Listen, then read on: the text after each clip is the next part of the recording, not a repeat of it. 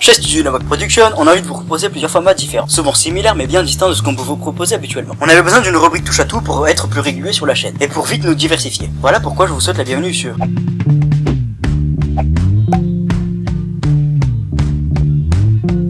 Aujourd'hui, nous nous intéressons à la carrière d'une personne bien plus qu'intéressante et influente dans l'univers du manga. Dans l'univers du dessin japonais, dit manga, les caractéristiques pour rester en vigueur sont connues depuis longtemps. Il faut pour cela un scénario, ou même plusieurs scénarios dans certains cas, mais également un dessinateur pour illustrer l'histoire. Souvent, une personne suffit pour faire le principal de la story base, mais la plupart du temps, pour ainsi dire, tous les mangaka assez réputés bénéficient d'assistants. Bien souvent, la plupart commencent leur histoire en solo, mais si la fiction trouve le succès, alors celle-ci sera sérialisée. Je vais vous conter l'histoire de l'un des mangaka les plus populaires de sa génération et qui l'est encore aujourd'hui.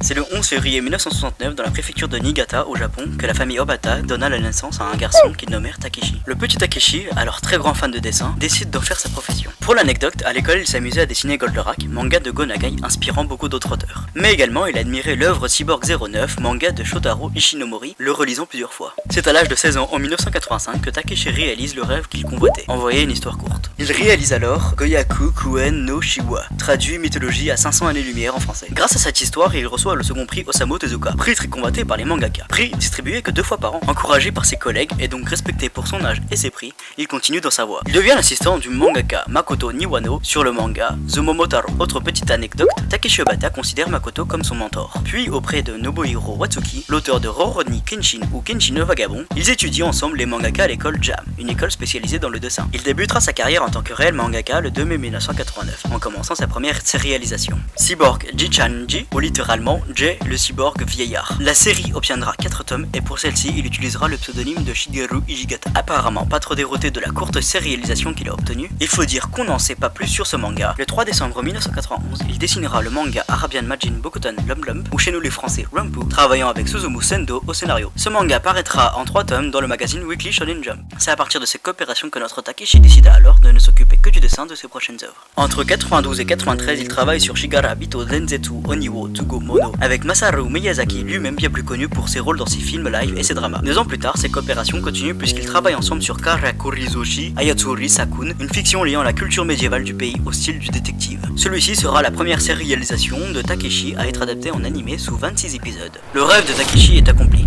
mais celui-ci encore quelque peu frustré d'avoir eu une nouvelle fois une courte sérialisation, Obata travaille plus dur. Il change alors de partenaire en 1998 pour s'allier à Madame Yumi Ota, nous chroniquant la vie du jeune Hikaru dans l'apprentissage du jeu de Go, dans Hikaru no Go. Le manga trouvant son public que peu de temps après sa sortie sur les magazines, celui-ci étant le premier gros succès de Takeshi. En effet, ce dernier s'est terminé en 2003, après 23 tomes et 75 épisodes en animé. Le succès de cette fiction fut si grand qu'il relança la mode du jeu de Go au Japon auprès des plus jeunes, celui-ci étant joué beaucoup plus massivement par des personnes âgées. Mais également, ce manga a eu le droit à son lot de jeux vidéo, d'abord sur Game Boy Advance, puis sur console de salon, la GameCube. Takeshi, fier de l'achèvement de son manga et de sa collaboration, continue à travailler sur de nouveaux projets. Il cherche alors à se diversifier dans la fiction, pourquoi pas partir sur d'autres styles. Il travaille alors sur Hajime avec Otsuishi en 2003, ce dont nous avons que très peu d'informations. Puis il dessine l'histoire de son plus gros succès, encore aujourd'hui jamais égalé, Death Note. Light Yagami, détenteur d'un cahier ayant le pouvoir de tuer toute personne écrite en ces pages. Je ne vais pas vous raconter le manga car je crois que vous le connaissez tous déjà. Mais le duel psychologique des 2 personnages phares du manga séduit immédiatement les producteurs. Le concept convainc. Il convainc les studios, les fans de fiction, les mangaka eux-mêmes, ainsi que toute une tripotée de gens aux awards pour manga, si on peut dire ça comme ça, avec 4 nominations aux Oscars, dont 1 gagné. Death Note reste le plus gros succès de ses auteurs. Le scénario bien plus que complet de Tsugumi Ohba Sensei et les dessins réalistes qui collent parfaitement à l'œuvre d'Obata font bouche. Bon, après on ne va pas trop s'attarder sur Death Note puisque celui-ci a eu son lot de produits dérivés ainsi que son animé sur 37 épisodes, des OAV, des films live,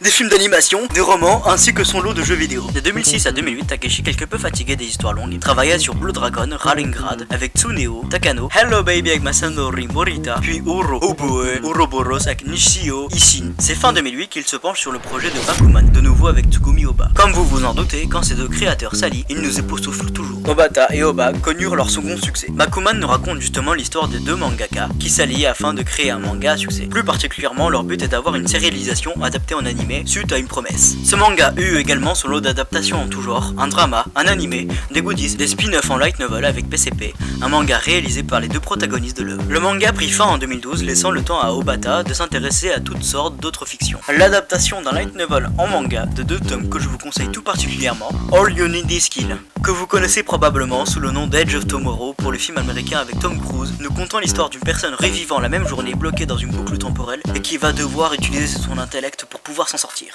Puis Arcade Ike Atarashi Desu en 2014, scénarisé par Nishio Ishin et finit son périple avec School Judgment, scénarisé par Nobuaki Enoki de 2014 à 2015. Son dernier projet en date sort actuellement et ce depuis 2015. Il se nomme Platinum N, nous contant l'histoire d'un dépressif qui reçoit des pouvoirs, des ailes et des flèches rouges et blanches, l'une pour faire tomber amoureux ou amoureuse n'importe quelle personne touchée et l'autre pour tuer purement et simplement. Il est accompagné par un ange ne faisant grandement penser à Ryuk de Death Note, lui informant qu'elle est un ange envoyé de Dieu, qu'il y a plusieurs anges ainsi que plusieurs personnes souffrant toutes théoriquement de troubles ayant un ange et le même pouvoir. Pour l'instant, le manga se vend bien et ce pour une seule raison, c'est encore Tsugumi Oba qui s'intéresse au scénario.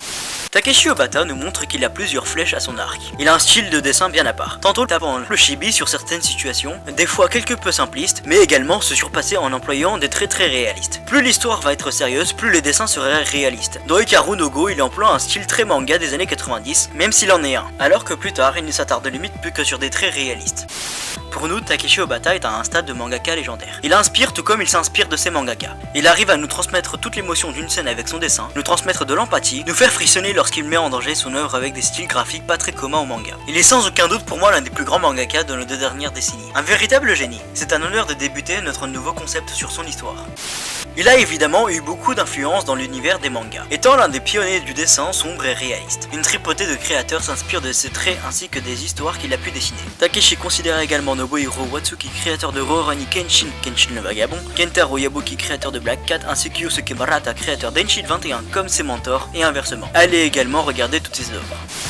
Takeshi Obata est un monument. Il a gagné le respect des fans, des créateurs, des producteurs ainsi que de toute personne connaissant un minimum la culture manga. Par ses créations, il passe toujours des messages sans que ce soit très visible. Il s'intéresse particulièrement au style du seinen, nous montrant sa dévotion dans les histoires intéressantes. Il dit ne pas convoiter la popularité, un indice nous laissant penser qu'il s'intéresse beaucoup plus à l'histoire plutôt qu'au concept pouvant facilement être un succès international. Avec Death Note, il démontre que lier un grand public à une histoire sombre et calculée dans le moindre détail est possible. Pendant les interviews, il avoua également qu'il n'acceptait pas tellement qu'on le voit son visage, car il pense qu'on devrait connaître son nom, non pas pour son visage, mais pour ses œuvres. Ce en quoi je suis tout à fait d'accord, et que tous les mangaka un peu passionnés devraient prendre exemple.